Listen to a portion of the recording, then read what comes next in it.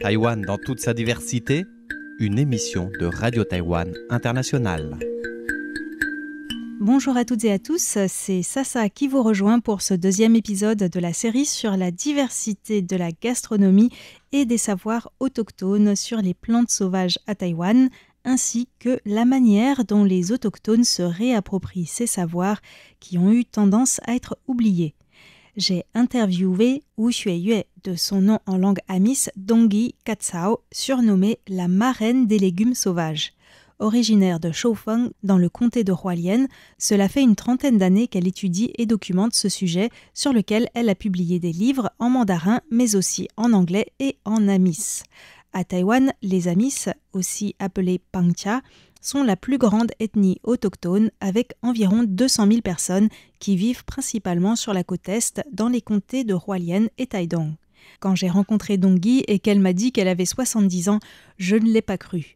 Joviale et dynamique, Dongyi tire peut-être sa vitalité des légumes sauvages. En fait, nous sommes ce que nous mangeons. Et Dongyi mange tous les jours des légumes sans pesticides ni herbicides, cultivés ou cueillis localement et de saison, ce qui contribue à la maintenir en bonne santé. Avant de nous présenter quelques spécificités de la gastronomie amis et des légumes sauvages, Dongyi nous explique tout d'abord comment elle est tombée dans la marmite, car rien ne l'a prédestinée à cela. Autrefois, elle était instructrice militaire dans les établissements scolaires. Vers la quarantaine, elle s'est rendue compte que tous les enseignants autochtones étaient doués pour quelque chose, mais elle avait l'impression qu'elle ne savait rien faire. Et en plus, elle ne savait pas vraiment ce qui l'intéressait. J'ai commencé à demander à mes parents des renseignements sur ce que l'on mangeait et je me suis rendu compte que tout cela faisait partie de la culture des autochtones, au même titre que la musique, la danse, l'architecture ou l'agriculture. C'est comme cela que j'ai commencé à m'intéresser à la gastronomie et à creuser le sujet avec ma mère, qui est décédée l'an dernier à 90 ans. Je parlais amis avec elle et je suis très heureuse d'avoir pu passer les 15 dernières années de sa vie à explorer avec elle les plantes et les traditions culinaires amis. Avec mon père aussi, mais il est décédé un peu plus tôt. C'est une chance qu'ils aient pu me transmettre leurs connaissances et cela les a aussi enchantés. En plus de mes parents, j'ai également passé beaucoup de temps à discuter avec des vendeuses autochtones du marché. Le marché, c'est seulement quand Dongyi est entrée en internat au collège qu'elle s'est rendue compte que ça existait. Elle était étonnée que les gens aient besoin de faire les courses, car auparavant, quand elle était petite, ses parents récoltaient les légumes qu'ils plantaient ou allaient à la cueillette des légumes sauvages. Elle se rappelle que certaines plantes étaient suspendues sous les avant-toits en chaume des maisons traditionnelles, des maisons qui étaient donc aussi des banques de semences.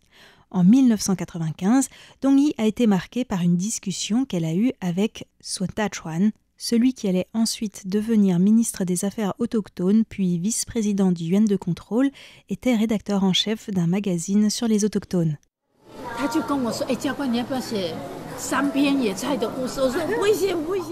Il m'a demandé, est-ce que tu ne voudrais pas écrire 3 histoires sur les plantes sauvages ? Je lui ai dit, moi ? Je ne sais que manger, je ne sais pas écrire. Je suis rentrée à Hualien avec ça en tête quand même. Alors je suis allée à la bibliothèque pour me renseigner sur les plantes sauvages. Et je me suis rendu compte qu'il n'y en avait pas. Ma mère m'a dit de discuter avec les vendeuses du marché et d'aller récolter les plantes ensemble. Finalement, j'ai commencé à écrire de plus en plus jusqu'à aujourd'hui. Sun Ta-chuan m'a demandé comment ça se fait que tu aies continué à écrire pendant 30 ans. Je ne t'avais demandé que 3 textes. Et voilà, un peu comme Obélix, Dongyi est définitivement tombée dans la marmite. Cela fait maintenant une trentaine d'années qu'elle œuvre sans relâche à la préservation et à la transmission des connaissances sur les légumes sauvages des autochtones amis. En 2020, elle a cofondé le Hualien Indigenous Wild Vegetable Center. Ce centre permet de conserver des semences et organise des séances de partage de connaissances pour les élèves de la région ainsi que des visiteurs qui viennent parfois de l'étranger. Dongyi est par ailleurs engagée dans le mouvement Slow Food. Elle s'est rendue en Italie pour le sommet de cette organisation, mouvement mondial qui a pour vocation de garantir une alimentation bonne, propre et juste pour tous. Elle espère qu'un jour Taïwan pourra à son tour organiser un sommet ou une rencontre régionale du mouvement Slow Food.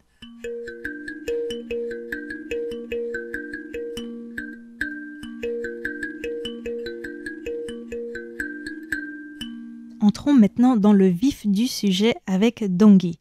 Je lui ai demandé quelles étaient les principales spécificités de la cuisine Amis. Déjà, la société traditionnelle Amis était matriarcale et cela se reflète aussi dans l'organisation des rôles. Ce sont des femmes qui récoltent, à moins que ce ne soit une plante située dans un endroit difficile à atteindre.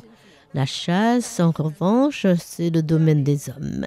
Les femmes règnent à la maison, c'est elles qui font la cuisine.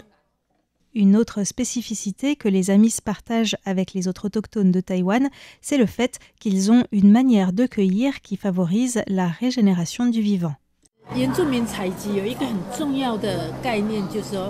Lorsque les autochtones récoltent, ils ne déracinent jamais les plantes. On la coupe simplement car on doit toujours laisser la plante repousser et en laisser pour les autres après nous également. Dans son livre, Dongyi présente aussi les ustensiles de cuisine en bambou et la manière de plier la gaine foliaire de l'aréquier pour en faire un récipient. Ce récipient peut servir pour cuire des aliments grâce à la chaleur de pierres chauffées près d'un feu, une technique surtout utilisée lorsqu'on se trouve près de la mer. Et ce récipient peut également servir pour la soupe. Et la soupe, les Amis en mangent très souvent.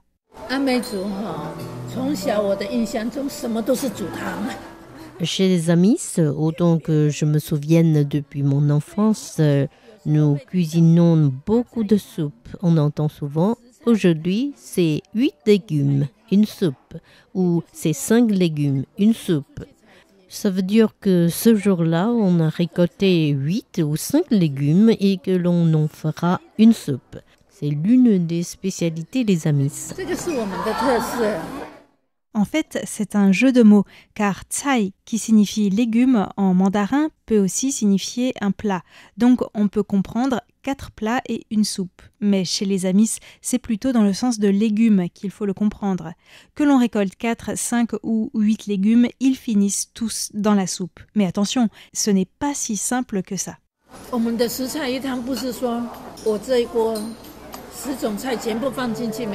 Cela ne veut pas dire qu'on met tous les légumes en même temps dans de l'eau bouillante, bien sûr. Il y a un certain ordre à respecter et on ne les met pas tous en même quantité. Même s'il y a de la place pour la créativité, on ne peut pas faire n'importe quoi. Passons à la présentation de quelques plantes sauvages comestibles présentées dans les livres de Dongyi. Tout d'abord, l'arbre à pain, qui occupe une place particulière pour les peuples austronésiens. Son fruit, très riche en glucides, fibres, minéraux et vitamines, peut peser jusqu'à 3 kg. Il est consommé cuit, en soupe ou frit, par exemple. Il y a aussi beaucoup de fleurs dans la cuisine Amis, par exemple la fleur de ledishi couronnée, aussi appelée longose ou gingembre blanc. On peut les utiliser par exemple en infusion ou pour parfumer le riz. Selon Dongyi, Taïwan est le royaume des fougères, avec près de 800 espèces. Certaines sont comestibles et même un type de fougère arborescent, Cyathea lepifera.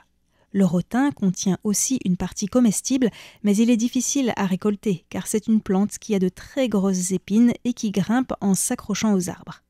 Le pois carré ou haricot ailé est aussi un excellent légume que l'on peut aussi trouver en Asie du Sud-Est. Certaines plantes ont des propriétés médicinales, par exemple la marante, aussi appelée dictame ou herbe aux flèches, que les femmes consommaient pendant leur grossesse. Quant à l'oreille d'éléphant géante, à ne pas confondre avec le taro dont les feuilles ne sont pas brillantes, Ces grandes feuilles sont très pratiques pour emballer la nourriture, pas seulement parce qu'elles sont grandes et flexibles, mais aussi parce qu'elles ralentissent l'oxydation. Cela permet donc de conserver les aliments plus longtemps. Le palmier, en plus de sa partie comestible, permet aussi de fabriquer des imperméables pour se protéger de la pluie. Ce livre nous fait aussi découvrir que le bidan poilu est comestible, alors qu'on le considère à Taipei comme une mauvaise herbe parce qu'elle pousse un peu partout et que ses aiguilles restent accrochées au pantalon. Et en bonus, Dongyi précise que l'on peut utiliser cette plante très commune dans le processus de fermentation alcoolique.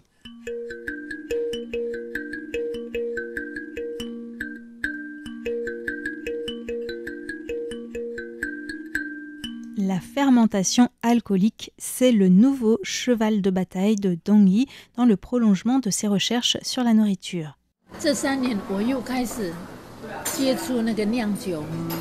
Depuis 3 ans, je commence à m'intéresser à la fermentation alcoolique. À mon avis, cela fait aussi partie du patrimoine immatériel des autochtones. Pas que les Amis, c'est une tradition chez tous les autochtones de Taïwan. Je voudrais faire des recherches et écrire à ce sujet, car personne n'a jamais rien écrit. C'est ma nouvelle orientation, même si je suis déjà si âgée. Mais à Taïwan, les gens ne sont pas autorisés à faire eux-mêmes leur propre alcool.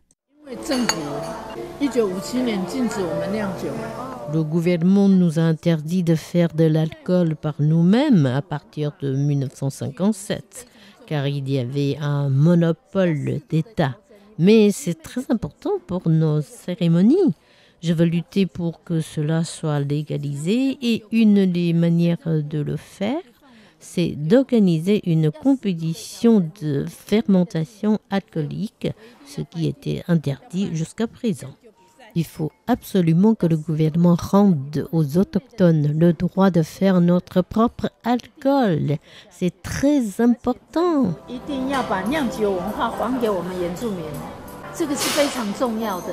La fermentation alcoolique consiste en la transformation des glucides en alcool par des levures à base de certains champignons. C'est une réaction chimique qui se produit grâce à l'action de micro-organismes contenus dans les levures. Le processus se déroule en anaérobie, c'est-à-dire en l'absence d'oxygène. Dongyi mélange les levures avec de la farine de riz glutineux pour en faire des petites boulettes. Elle a appris cela avec les anciens et s'est passionnée pour ce processus dans lequel peuvent aussi entrer certaines plantes sauvages telles que le Limnophila rugose, le basilic thaï à tige rouge ou encore les feuilles de bambou pour faciliter la fermentation. Pour les autochtones de Taïwan, la fermentation alcoolique, c'est bien plus qu'une simple méthode de production d'alcool. C'est une tradition transmise de génération en génération, un savoir-faire artisanal qui fait partie de l'identité culturelle, mais qui est en train de se perdre en raison de l'interdiction imposée par le gouvernement. Selon Dongyi, si cette interdiction subsiste, c'est pour protéger les intérêts de grandes entreprises. Or, la fermentation alcoolique des autochtones, ce n'est pas pour vendre de l'alcool, mais pour le partage lors des cérémonies.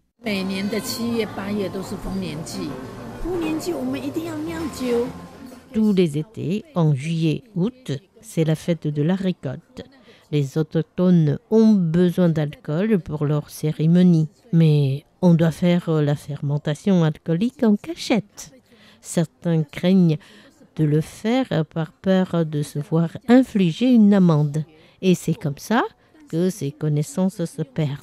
Le gouvernement devrait nous autoriser au moins à fabriquer notre propre alcool au moment de la fête de la récolte. Je vais m'efforcer de documenter ce patrimoine immatériel. J'ai déjà commencé et maintenant je ne vais pas m'arrêter. Ce ne sera pas facile, mais Dongyi est persévérante et elle a déjà une certaine expérience. Quand j'étais membre de la commission pour la justice transitionnelle sous la présidence et à ce moment-là, j'ai proposé d'amender la loi sur la cueillette. Au bout de 3 ans, c'est passé, les restrictions ont été assouplies. Je pense qu'il faut évoluer avec son temps.